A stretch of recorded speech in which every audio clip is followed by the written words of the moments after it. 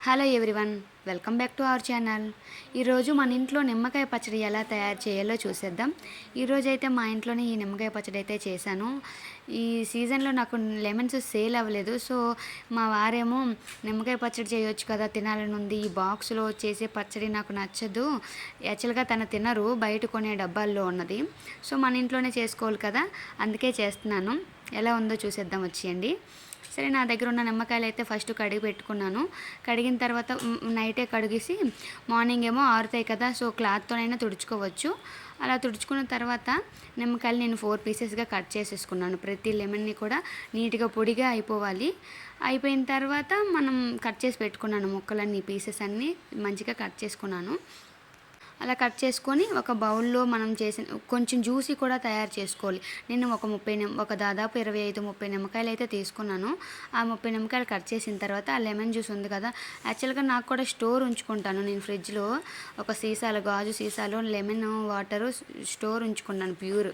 అది కూడా నాకు ఇప్పుడు యూజ్ అయ్యింది. ఈ 30 నిమ్మకాయలు ఒక 10-15 నిమ్మకాయల వరకు నేను జ్యూసీ ఉంచుకున్నాను. ఆ జ్యూస్ కూడా సైడ్ పెట్టుకున్నాను. ఈ నిమ్మకాయలు ఒక డబ్బాలో కలుపుకొని పెట్టుకుంటాం కదా, సో ఆ నిమ్మకాయలు వేసేసిన తర్వాత పసుపు, కారం, ఇగో స్టోర్ చేసుకొని బాటిల్ పెట్టాను అన్నాను కదా, ఆ బాటిల్ ఇంకా గడ్డుప్పే కావాలి. ఇంకా ఈ ఉప్పు వేసుకుంటే పచ్చడిలో చాలా బాగుంటుంది. నేను బాక్స్లో అయితే నిమ్మకాయలు వేసేసుకున్నాను. తర్వాత గడ్డుప్పు, పసుపు, కారము, లెమన్ జ్యూసెస్ కూడా వేసుకొని మనం మంచిగా పెట్టుకోవాలి. మా వారైతే మాత్రం ఈ డబ్బాలో నిమ్మకాయల కన్నా ఇంట్లో చేసే ఏ పచ్చడైనా నచ్చుతుంది. గోంగూర పచ్చడి, టమాటో పచ్చడి, నిమ్మకాయ పచ్చడి ఏమైనా చేయమంటారు, ఇంట్లోనే చేయమంటారు. అది బాగున్నా బాగుపోయినా చేయమంటారు. కానీ చాలా బాగా టేస్ట్ అయితే వచ్చింది నాకు ఈ పచ్చడి. బాగుంది టేస్ట్. వేడి వేడి అన్నంలో నెయ్యి వేసుకొని తింటుంటే బాబోయ్, లెమన్ చాలా బాగుంది పికెల్ అయితే.